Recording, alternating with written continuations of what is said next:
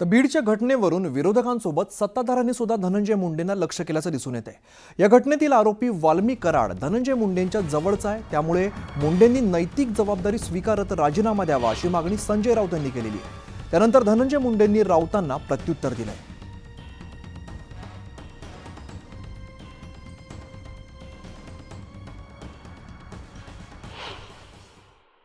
लोकभावना इतकी तीव्र आहे।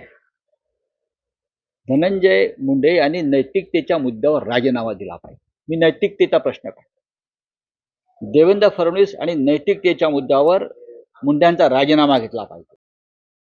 मुंड्यांचाच नाही तर अजित पवारांचा राजीनामा घेतला पाहिजे, कारण त्यांना मंत्रिमंडळात घेतलेला आहे। हे मी अत्यंत हिमतीनं धाडसानं सांगतो, त्याची किंमत मला मोजावी लागेल। मला माहिती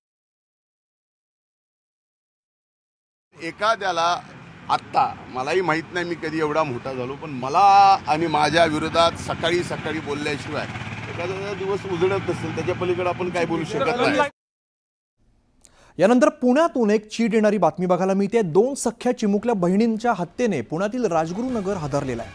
घराच्या वरच्या मजल्यावरती राहणाऱ्या आचारी काम करणाऱ्या व्यक्तीने या दोन्ही मुलींवरती अतिप्रसंग करण्याचा प्रयत्न केला। या आचार्याने दोन्ही बहिणींना गोड बोलून स्वतःच्या घरामध्ये आणलं। तिथे सुरुवातीला एका बहिणीवरती अतिप्रसंग करण्याचा प्रयत्न केला। यावेळेला दोघींनी आरडाओरडा केल्यामुळे आरोपीनं त्यांची हत्या केलेली आहे। त्यानंतर मृतदेहांची विल्हेवाट लावण्यासाठी घरालगतच्या इमारतीजवळील ड्रममध्ये या दोन्ही मुलींचे मृतदेह ठेवलेले आहेत। या प्रकरणी आचार्याला बेड्या ठोकलेल्या आहेत। त्याच्यामध्ये अधिक तपास केला असता सदर मुलीच्या डेड बॉडी त्या ज्या घरी राहत होत्या त्या घराच्या वरती एक भाडेकरू राहत होते आणि त्याच्या एका टँकमध्ये टाकीमध्ये त्या आढळून आलेल्या होत्या। त्या दृष्टीने अधिक पोलिसांनी तपास सुरू केला आणि तपासामध्ये एक आरोपीचं नाव निष्पन्न झालेलं आहे। आतापर्यंतच्या तपासामध्ये त्या आरोपीनं सदर मुलीसोबत लैंगिक अत्याचार करून त्यांना त्या जी पाण्याची टाकी होती त्या टाकीमध्ये बुडवून मारलेला आहे। अशा प्रकारचा दोन्ही मुलींना।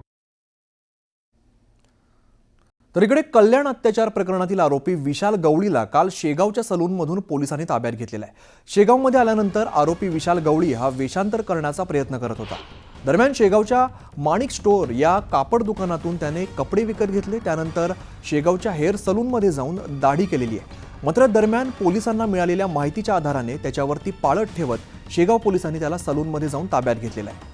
सलूनमधून आरोपी विशाल गवळीला ताब्यात घेतलं जात असल्याचा व्हिडिओ सध्या समोर आलाय। त्यामुळे वेषांतर करण्याच्या प्रयत्नात असलेल्या या आरोपीला ताब्यात घेऊन कल्याण पोलिसांच्या काल स्वाधीन केलेला आहे।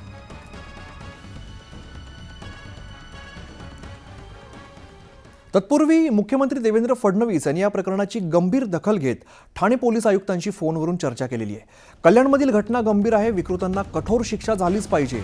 आरोपीला अटक झाली, हा खटला जलदगती न्यायालयात चालवा, आरोपीला फाशी होईल हे सुनिश्चित करा असे कठोर आणि स्पष्ट निर्देश देवेंद्र फडणवीस यांनी पोलीस आयुक्तांना दिले।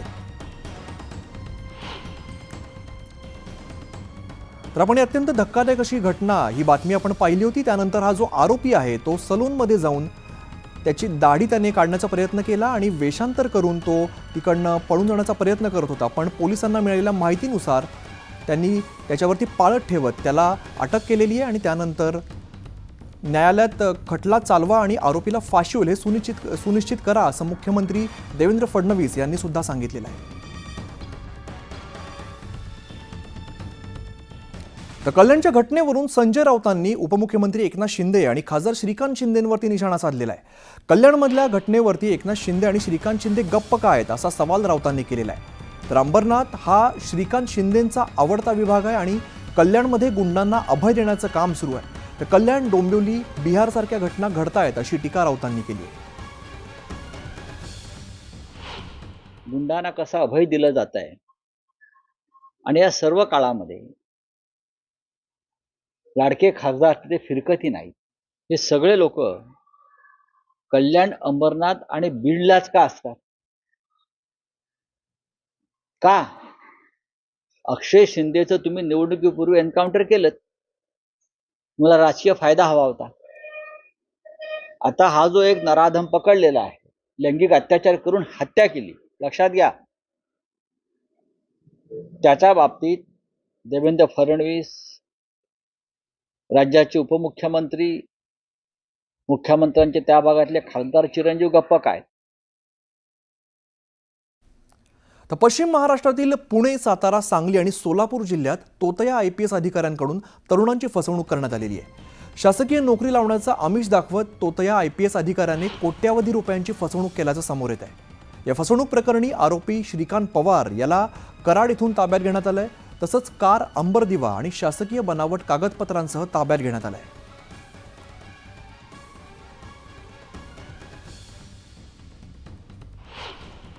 श्रीकांत विलास पवार राहणार कोयना वसा हा इसम आहे आणि त्याच्या घरची आम्ही सगळे त्यांनी झडती घेतल्यानंतर त्यांच्याकडे काही IPS अधिकाऱ्याचं प्रमाणपत्र असेल, त्यांचे डॉक्युमेंट्स, त्यांच्याकडे असलेली केन, टोपी, ड्रेस, आय कार्ड्स, त्याच्यामध्ये बरेचसे असे लेटर्स, शासकीय लेटर्स, नियुक्तीचे लेटर्स असे सगळे आम्हाला ते मिळून आले. तर वर्ध्याच्या आर्वीमधील एका महिलेला इंस्टाग्रामवरची ओळख चांगलीच महागात पडलेली आहे. महिलेची तब्बल 27,38,000 रुपयांची फसवणूक झालेली आहे. विदेशातून गिफ्ट पाठवत असल्याचं सांगण्यात आलं, मात्र नंतर ते गिफ्ट कस्टम विभागाने पकडल्याचं सांगत ते सोडवण्यासाठी पैशांची मागणी करण्यात आलेली आहे. महिलेने भीतीपोटी वेळोवेळी एकूण 27,38,000 रुपये समोरच्याला दिलेले आहेत, बँक खात्यात ट्रान्सफर केलेले आहेत. मात्र या प्रकारामध्ये आपली फसवणूक झाल्याचं लक्षात येताच महिलेने सायबर पोलीस ठाणं गाठून तक्रार दिलेली आहे. त्यानंतर सायबर पोलिसांकडून या प्रकरणी गुन्हा दाखल करत पुढील तपास सुरू केला आहे. आरोपीने फिर्यादीकडून त्यांचा व्हॉट्सअप नंबर घेतला आणि व्हॉट्सअपवर त्यांची बोलणं सुरू होतं. तिथे त्यांची फ्रेंडशिप झालेली होती आणि त्या आधारे जेव्हा आरोपीने सांगितलं की तुमच्याकडे आम्ही गिफ्ट पाठवतो आहोत आणि त्याच्यामध्ये काही कॅशही आहे जे मला फिरण्याच्या कामामध्ये येणार आहे, आणि नंतर त्यांना वेगवेगळे नंबरवरून त्यांना फोन येत गेले. कधी कस्टममधून बोलतो म्हणून, कधी डिलिव्हरी बॉय बोलतो म्हणून, आणि त्यांच्याकडून वेळोवेळी अशी एकूण आतापर्यंत 27,38,000 रुपये रक्कम ऑनलाईन ट्रान्झॅक्शनद्वारे घेण्यात आलेली आहे.